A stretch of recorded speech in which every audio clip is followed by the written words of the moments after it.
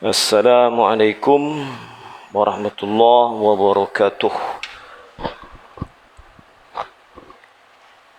Bismillah, subhanallah, walhamdulillah, wa la ilaha illallah, wallahu akbar.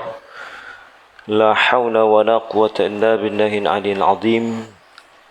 La hawla wa la quwata illa billahil aliyyil azim. La hawla wa la quwata illa billahil aliyyil azim. Subhanalladzi Subhanaka la ilma lana illa ma 'allamtana innaka antal alimul hakim. La hawla wa la quwata illa billahil aliyyil azim. Rabbi shrah li sadri wa yassir li amri wahlul 'uqdatam min lisani yafqahu qawli. Allahumma altuf bina fi taysir kulli asir fa inna taysir kulli asir 'alaika yasir. Rabbi yassir ولا تعسر يا كريم رب تمم الخير. ربنا زدنا علما وارزقنا فهما. اللهم أغننا بالعلم وزينا بالحلم وأكرمنا بالتقوى وجملنا بالعافية برحمتك يا عليم يا حليم يا ودود يا ذا الجلال والإكرام. اللهم إني أستودعك ما علمتني فردده إلي عند حاجتي إليه فلا تنسانيه يا رب العالمين ونفع به بعلومه في الدارين آمين يا رب العالمين. أما بعد. Pertama kita sama-sama hadiahkan Al-Fatihah mencari keberkatan dan sebagai hadiah kepada pengarang kitab ni Imam Al-Ghazali. Al-Fatihah. A'udzu billahi minasyaitonir rajim. Bismillahirrahmanirrahim. Alhamdulillahi rabbil alamin. Arrahmanir rahim. Maliki yaumiddin. Iyyaka na'budu wa iyyaka nasta'in. Ihdinas siratal mustaqim. Siratal ladzina an'amta 'alaihim ghairil maghdubi 'alaihim waladdallin. Amin. Amin ya rabbal alamin. Kita bersyukur kehadrat Allah Subhanahu wa taala, dengan limpah dan rahmatnya kita masih lagi diizinkan meneruskan hidup dan meneruskan amal bakti kita, membenarkan tugas dan tanggungjawab kita, iaitu jadi hamba kepada Allah. Saya cadang baca kitab Muniyatul Musalli awalnya, tapi sudah dibaca oleh Ustaz Anas ya. Dan saya memilih kitab Minhajul Abidin dan dipersetujui oleh Prof. Pernah dibaca di sini? Dulu pernah. Lama dah. Jadi Minhajul Abidin, perkataan minhaj daripada perkataan manhaj, ya. Manhaj apa dia? Sistem ataupun method, kalau bahasa apa yang saya biasa dengar, ataupun jalan. Dalam kamus Al-Marbawi dia kata jalan yang terang.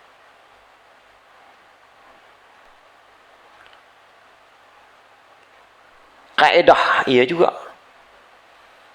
Abidin dari perkataan abid, abdu, abdun, Abdur Razak. Asalnya Abdul. Abdul itu sebenarnya abdu, tapi Ar-Razak. Dia kata Abdur Razak, Abdur Rahman. Kalimah abdun di depan tu, kan? Jadi abdun, hamba. Jadi sistem jadi hamba,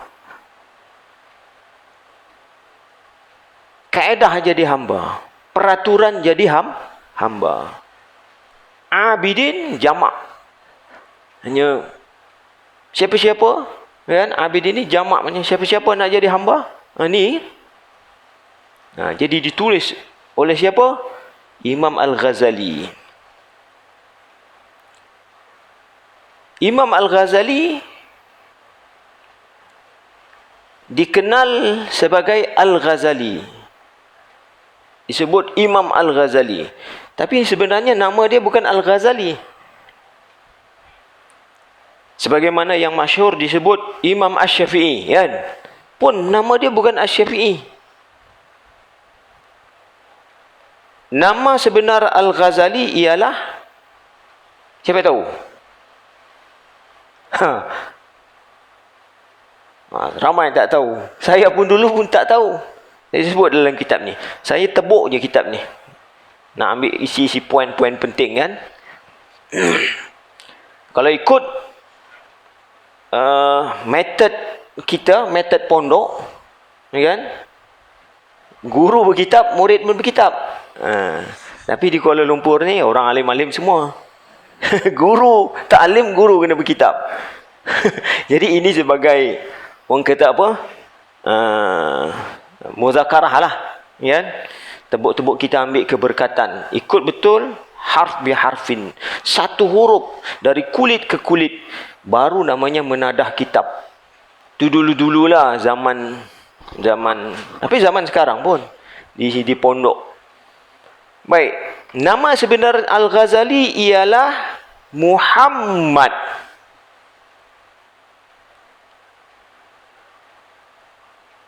Sama dengan nama Imam Asy-Syafi'i. Imam Syafi'i pun namanya Muhammad bin Idris. Ni Muhammad bin Muhammad.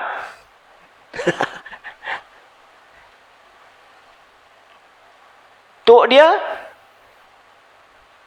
bin Muhammad. 3 kali. Bin Ahmad. Onyang dia. Onyang ke apa? Tok yang keempat. Baru Al-Ghazali. Tengok. Mengambil berkat tu. Kan? Tok dia sebelum ayah dia, tok yang ketiga nama Ahmad, asal daripada Muhammad juga.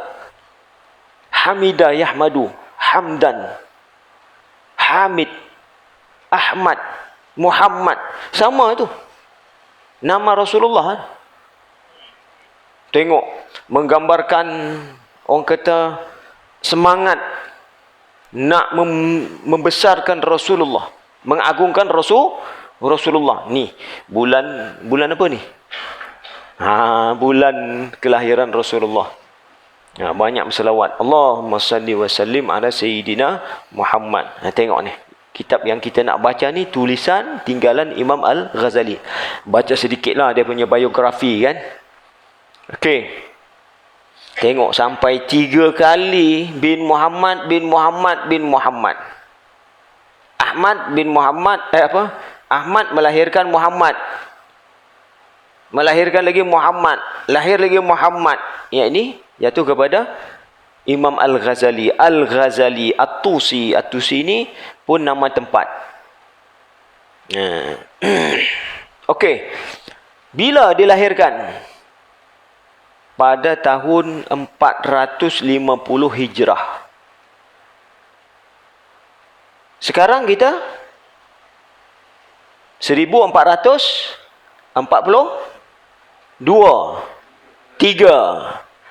43. Kalau pergi 50, 7 lah. Lagi 7 angka, kan? Artinya lagi 7 tahun genap 1000 tahun. Ya kah? Betul kah? Matematik saya dah lama dah tinggal. 450. Untuk pergi 1450 lagi 7 tahun, kan? Lagi 7 tahun genap 1000 tahun kelahiran Imam Al-Ghazali. Tapi nama masih disebut. Kitab masih menjadi rujukan, kan? Barakah. Orang mengambil manfaat ilmu Imam Ghazali ini seluruh dunia. Seluruh dunia. Dia mengarang dalam semua banyak ilmu, bukan ilmu tasawuf saja, fiknya, kenegaraannya, kan? Hal-hal dunia pun ilmu. Macam sekarang ni, siapa yang terkenal, Dr. Yusuf Al-Qaradawi kan, bukan satu bidang saja kan. Imam Ghazali pun bukan satu bidang saja. Kalau kita baca ni, saya nak ringkaskan, dia mengarang ratusan kitab. Ratusan kitab. Cuma yang ada sekarang, dia sebut hanya tinggal tak sampai 100 kitab yang ada, yang masyhur. Yang lain entah ke mana kan, ditelan zaman kan. Maka berlaku apa ni, mungkin tercicir di manakah zaman pemerintahan bukan Islam, dilupuskan ke apa. Tapi yang ada di antaranya kitab ni, Minhajul Abidin. Dan Minhajul Abidin dikarang oleh Imam Ghazali setelah dia sudah matang, cukup matang. Di antara zaman-zaman akhir, mutaakhir, sudah hidupnya sudah lanjut usianya. Di antara kitab-kitab yang terakhir, inilah kitab ni, Minhajul Abidin. Dalam keadaan dia sudah matang. Dia belajar dan mengajar. Belajar ke mana? Dia asal Tusi ni di Iran. Di Iran. Kan? Pengalaman belajar dan mengajar di Iraq. Di Iraq, di Universiti Nizamiyah. Kan? Nizam Al-Malik. Zaman Khalifah Abbasiyah, dia kira menjadi apa? Kalau sekarang ni rektor kan?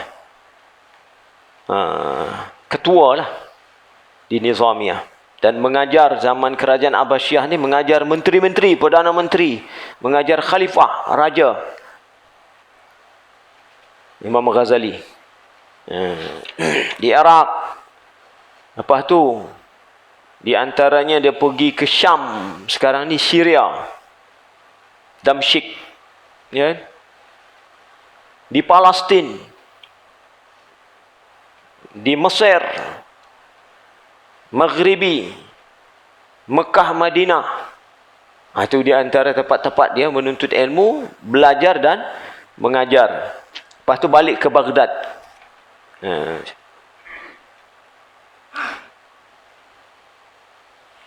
Okey. Itu yang saya nak sebut, latar belakang hanya sedikit, ya. Okey, kita masuk kepada mukadimah. Bismillahirrahmanirrahim. Bismillahirrahmanirrahim. Pastilah semua kitab dimulai dengan Bismillah. Baik.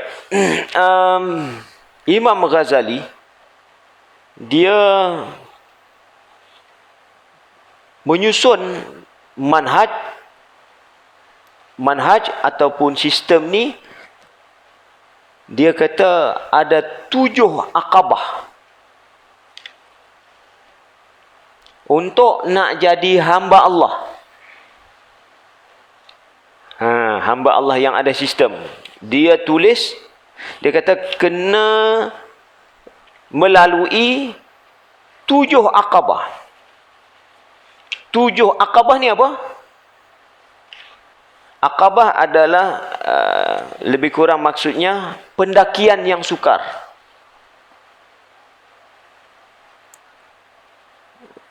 Mendaki bukit yang sukar didaki.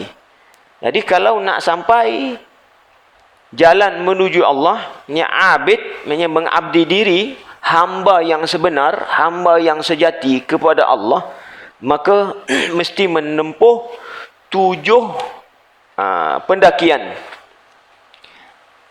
7 pendakian. Pendakian yang sukar dalam kitab ni. Dan kata Imam Ghazali, pendakian yang mesti ditempuh, iaitulah yang pertamanya akabah ilmu. Akabah ilmu. Mesti ilmu dahulukan. Ya. Dan biasanya sebelum menuntut ilmu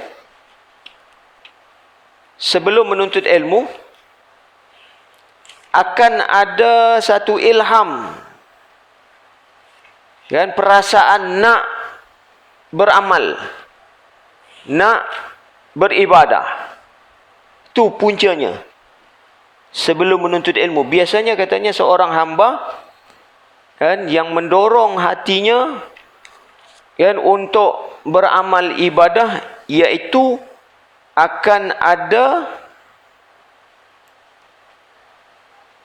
bahawa awal-awal yang mengingat dan menimbulkan kebulatan tekad seorang hamba untuk melakukan ibadah dan untuk melalui jalan yang sukar itu, yakni akabah yang 7 itu, ialah dengan lintasan hati yang suci. Ada lintasan hati. Ni dalam mukadimah dia sebut, saya ringkas je ni. Sebelum nak menuntut ilmu, sebelum nak ibadah, tu first katanya. Itu dia katakan ilham suci daripada Allah Azza wa Jalla. Dan juga dengan taufik hidayah yang khusus. Dia rangkaikan ilham suci dan taufik hidayah. Taufik lah, hidayah. Itu yang kita selalu sebut, kan? Dah dapat taufik, dapat hidayah, dapat petunjuk, kan? Mudah-mudahan kita lah ni. Kalau tak datang masjid, kan? Tengok yang muda-muda anak kita, kan? Tak ada tu. Lintasan hati tak ada. Nak rasa beramal, tak ada. Belum. Ini hikmat tua. Hikmat diberikan umur. Kita dulu zaman muda pun, zaman anak-anak pun tak ada dulu. Dan itulah dia yang dimaksudkan dengan firman Allah. Imam Ghazali bawa datang. Sebelum kita masuk bab ilmu, baca mukadimah ni dulu. Sebenarnya panjang ni, tapi saya nak ringkaskan. Firman Allah, Imam Ghazali bawa datang, afaman syarahallahu sadrahu lil Islam fahuwa ala nurim mir rabbih. Bermaksud, maka adakah orang yang dilapangkan Allah dadanya untuk menerima Islam, lalu dia mendapat nur daripada Tuhannya? Ini nur tadi, hidayah tadilah, ilham suci tadi, nur, kan, cahaya kebenaran. Oh, nampak petunjuk. Bila orang dapat petunjuk ni, kan, lalu dia mendapat nur daripada Tuhannya, adakah sama dengan orang yang tidak mendapat nur, yang keras hati, hati yang gelap? Kan? Tak sama. Tu yang sanggup menempuh, belum azan dah bersiap dah, kan? Asar tu dah siap dah, dan yang dalam hati memang azam, esok aku hidup, datang lagi masjid, datang surau. Selagi ada umur, tu nur. Tak sama. Banding dengan, kan, orang yang tak dapat ni, tak ada apa, tak rasa apa pun. Yang dikejar seronok, ikut nafsu. Tak ada arah, terumbang ambing, tak ada arah tujuan, tak ada target. Ini Imam Ghazali bawa datang ayat ni. Banyak lagi ayat, tapi saya nak ringkaskan. Okey, ini yang mesti kita ingat. Kita syukur kita dapat nur itu, kan? Hasilnya hari ni kita hadir. Yang seterusnya Imam Ghazali bawa datang ni satu hadis. Tadi ayat Quran. Ayat yang ke-22 surah Az-Zumar. Jadi ingatlah, kitab ni bukan kitab fiqh, kitab ni bukan kitab tauhid, tapi kitab ni adalah kitab tasawuf. Tapi tasawuf dengan tauhid dan fiqh ni kira berangkai lah. Dan dalam sembahyang tak mungkin hanya ada ilmu fiqh, hanya ada ilmu tauhid, ataupun hanya ada ilmu tasawuf, mesti 3 serangkai ni, mesti tak dapat lari. Jadi kitab ni membicarakan tentang masalah hati, ruh, masalah ruh, perbincangannya. Okey, hadis Rasulullah sallallahu alaihi wasallam. Rasulullah sallallahu alaihi wasallam Rasulullah salawatullah wasalamuhu alaihi sebagai sahibus syar'i. Apa dia sahibus syar'i? Sahib yang memiliki syarak. Kan tuan punya syarak. Sebut kata Islam, Rasulullah lah yang bawa. Kan? Melalui Rasulullah. Mana datang Islam? Rasulullah membawanya. Daripada sisi Allah. Telah bersabda, telah juga mengisyaratkan tentang nur ilham suci tadi, hidayah ni. Dengan sabdanya, inna nur idza dakhala al-qalba infasaha wa ansharaha.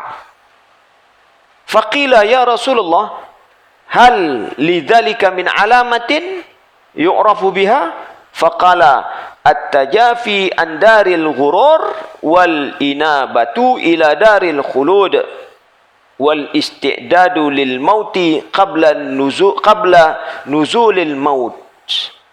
Bermaksud, Rasulullah kata, bersabda bahawa nur itu apabila sudah masuk ke dalam hati, hidayah tadi. Dan ayat Quran tadi apa dia? Afaman syaraha sadrahu lil Islam fahuwa ala nur tadi. Nah, ini kalimah nur tadi. Sesungguhnya nur apabila sudah masuk ke dalam hati, nascaya ianya menjadi luas dan lapang. Infasaha wansyaraha, lapang. Islam yang orang pandang susah, kan? Anak kita orang non-Muslim, susahnya Islam. Dengar azan, zaman saya dulu leka, zaman remaja, susahnya nak sembahyang. Payahnya nak sembahyang pergi ke masjid subuh tu. Nur tak masuk. Kita kan belum azan lagi, dah terbangun dah. Lapang, senang. Inna nur idza dakhala al-qalba, nur tu nur lah, hidayah tu. Infasaha wa ansharaha, lapang, luas. Islam ni senang, bukan sempit. Ya. Faqila, bila sahabat dengar, qila, bertanya sahabat, ya Rasulullah, wahai Rasulullah, hal lidzalika min alamatin yu'rafu biha? Wahai Rasulullah, bila nur itu sudah masuk dalam hati seseorang, ada tak alamatnya yang dapat dikenal nur sudah masuk? Faqala, maka jawab Rasulullah, at-tajafi andaril ghurur. Ada, katanya, alamatnya iaitu menjauhkan diri dari negeri dunia yang apa? Yang penuh tipu daya, kepalsuan. Satu alamatnya itu menjauhi dunia. Tinggalkan rumah dunia tu, tinggalkan bantal dunia tu. Contoh dalam konteks sembahyang subuh. Ni sekarang ni TV, seronok ni. Berapa ramai yang terpaku depan TV, layan telefon, kan? Dunia. Rasulullah kata, alamat masuk nur itu ke dalam hati iaitu tajafi, tatajafa junubuhum anil madaji'i yad'una rabbahum khawfan wa tama'an wa mimma razaqnahum yunfikun. Macam biasa dengar je. Apa yang boleh sambung kan? Tatajafa junubuhum. Bila dibaca ayat tu? Kemarin. Hari malam Rabu lama pula. Malam Jumaat. Lepas sujud sejadah tu kan? Bangkit Allahu Akbar. Sujud sejadah. Sujud tilawah. Allahu Akbar. Tatajafa junubuhum. Ni Rasulullah. At-tajafi. Renggang. Jauh. Kan? Berpisah. Daripada daril ghurur. Iaitu dunia yang penuh tipu daya. Bantal. Tidur. Ya kan? TV. Berselang-lenang, tak beribadah, bercerita kosong. Itu darul ghurur, dunia. Pergi ke masjid sembahyang subuh, ya kan? Berzikir, mendatangi rumah Allah ini, ya kan? Wal inabatu ila daril khulud. Kembali ke negeri akhirat yang kekal. Ini ciri yang kedua. Ciri pertama, tinggal dunia, mendatangi akhirat. Dia kata, inabatu ila daril khulud. Kembali ke negeri akhirat yang kekal. Dalam konteks sebenarnya kembali itu kembali kepada hal-hal yang menguntung. Ada untung untuk hari akhirat. Bekalan hari akhirat. Sinilah gudang. Masjid Surau ni lah. Tu 5 kali tu. Untung. Kan? Nasib baik ada salat 5 waktu. Syukur. Dulu kita tak dapat, kita rasa bebanan kan. Sebenarnya, syukur. Kalau tak, lalai kita. Kalau tak, sama dengan orang non-Muslim lah.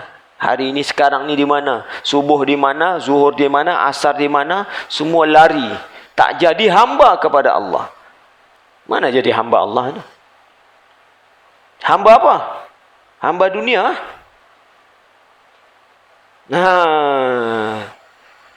Automatik bila sembahyang, dalam sembahyang segala-gala ada.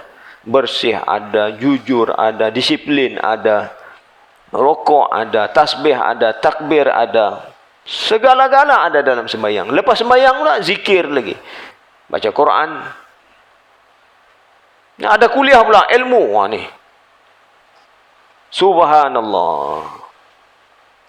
2. Ciri ketiga, bersiap sedia bekalan untuk mati. Wal isti'dad lil mauti qabla nuzulil maut. Rasulullah kata, ciri yang ketiga, alamat orang yang masuk nur dalam hatinya itu sentiasa bersiap sedia, membuat bekalan untuk hari akhirat.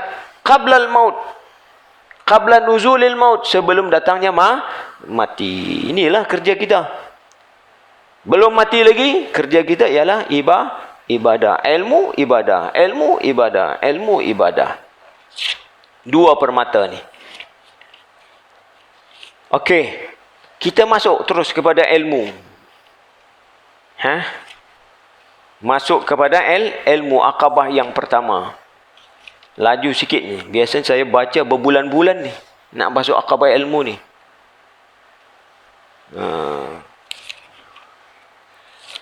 Okey. Akabah ilmu. Qala mu'allifu rahimahullahu ta'ala. Wahai orang yang menuntut kelepasan dari segala kebinasaan dan yang menuntut ibadah yang benar dan ikhlas. Ini yang kita tuntut. Tuntut lepas daripada murka Allah. Ya? Dapat mengabdi diri secara ikhlas terhadap Allah. Semoga Allah memberi taufik kepada anda. Ketahuilah, awal-awal yang wajib di atas anda ialah berilmu. 7 akabah. Imam Ghazali letakkan nombor 1, ilmu dulu. Utamakan ilmu. Ilmu merupakan paksi menjadi tempat perkisaran edaran ibadah. Kita mesti beribadah. Ya, tapi ibadah tak boleh sempurna kalau tanpa ilmu. Tak boleh. Confirm memang tak jadi. Usahakan akhirat. Dunia pun tanpa ilmu tak laku, tanpa pengalaman tak laku. Kerana kedua-duanya, maka dijadikan langit dan bumi. Dengan sebab ilmu dan ibadah, sebab itu dijadikan langit dan bumi. Tengok. Mana bukti? Kata Imam Ghazali, dunia ni dicipta kerana ilmu dan ibadah. Perhatikan ayat Al-Quran ni. Allahul ladzi khalaqa sab'a samawat wa minal ardi mithlahun yatanazzalul amru bainahuma lita'lamu anna Allah ala kulli syai'in qadir wa anna Allah qad ahata bi kulli syai'in ilma. Surah At-Talaq ayat 12. Allah mencipta 7 petala langit, dan daripada bumi ia menciptakan seumpamanya jua, maksudnya 7 petala juga, 7 lapis. Turun perintah Allah antara langit dan bumi, lita'lamu, supaya dengannya kamu semua mengetahui, semua kamu berilmu. Bahawasanya ilmu apa? Allah atas tiap-tiap sesuatu itu berkuasa. Tengok dekat ni alam ni. Alam ni apa dia? Alam. Ringkasnya Masiwallah. Selain daripada Allah, itulah alam. Kita ni alam. Langit, bumi dan apa saja yang ada di alam ni semuanya alam, makhluk Allah yang dicipta. Jadi semuanya menggambarkan tentang ilmu. Tengok apa saja, wa anna Allah qad ahata bi kulli syai'in ilma. Semua perkara diliputi dengan ilmu. Tengok matahari. Subhanallah, ilmu tu. Tengok laut, ilmu tu.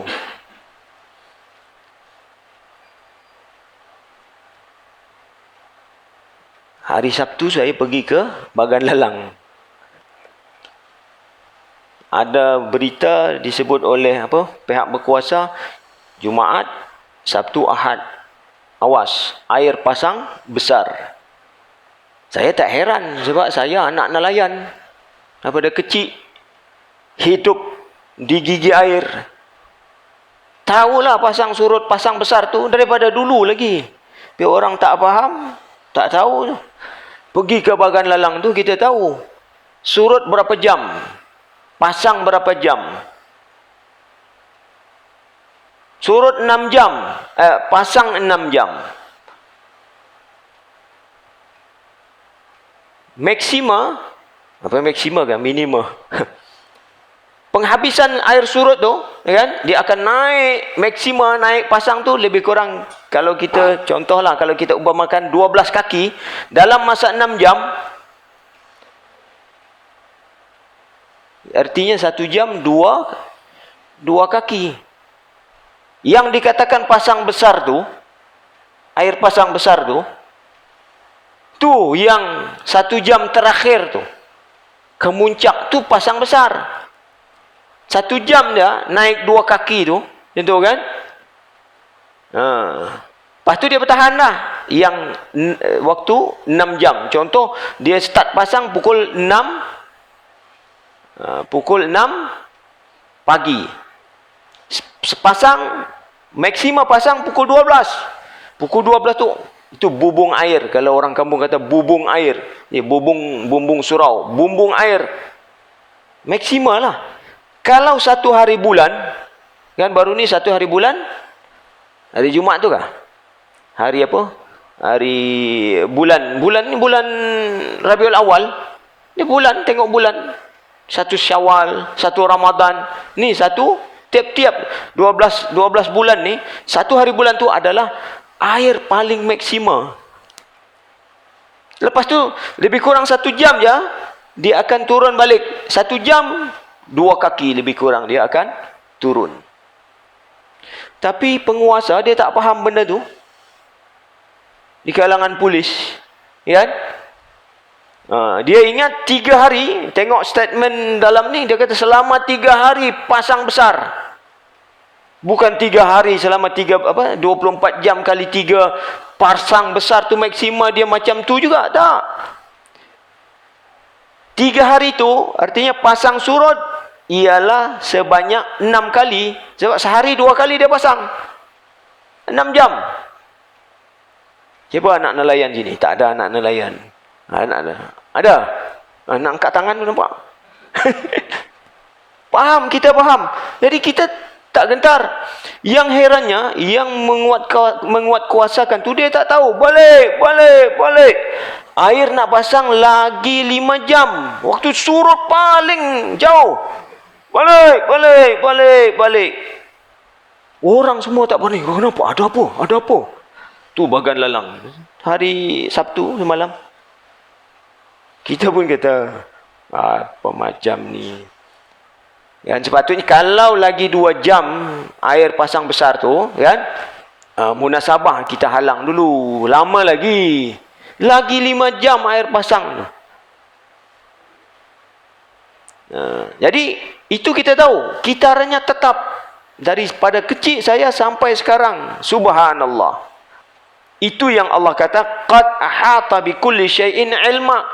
Setiap sesuatu, bukan laut saja, bulan, matahari, pokok, diri kita ni, apa saja, semua diliputi oleh ilmu. Nak cerita tentang ilmu Allah, bukan senang. Sebab itu orang yang makrifah melihat laut tu, subhanallah. Setitis air laut kita tak mampu. Amerika tak mampu buat. Jepun tak mampu. Kan? Dengan ilmu. Menggambarkan ilmu tu. Ni paru-paru kita ni. COVID-19 paru-paru kan? Ada jual paru-paru. Subhanallah. Qad ahata bi kulli syai'in ilma. Allah cipta paru-paru. Tidur pun paru-paru masih bekerja. Kan? Terganggu paru-paru COVID-19 tu. Dia kacau tu. Subhanallah. Mata. Subhanallah. Bukan sebarangan Allah reka cipta mata. Apa saja yang ada di dalam tubuh kita ni, kan? Semua yang terbaik. Mata makhluk, berapa jenis makhluk di muka bumi? Mata terbaik bukan mata haiwan lain, mata manusia. Hidung terbaik adalah hidung manusia. Segala-galanya manusia yang terbaik. Dah masuk waktu dah pula. Kan? Baik. Saya tak dapat nak meneruskan, kan? Kita sambunglah akan datang, dalam siri akan datang mengenai bab ilmu. Ini belum masuk, baru mukadimah. Jadi saya mohon maaf kepada Prof, tak dapat kita nak adakan sesi soal jawab. Sebab saya pun kena bertugas jadi imam. Boleh insya-Allah lain kali. Jadi saya mohon maaf terlajak lebih kurang. Aku lu qauli hadza astaghfirullahal azim. Assalamualaikum warahmatullahi wabarakatuh. Subhanakallah wa bihamdika asyhadu an la ilaha illa anta astaghfiruka wa atubu ilaik.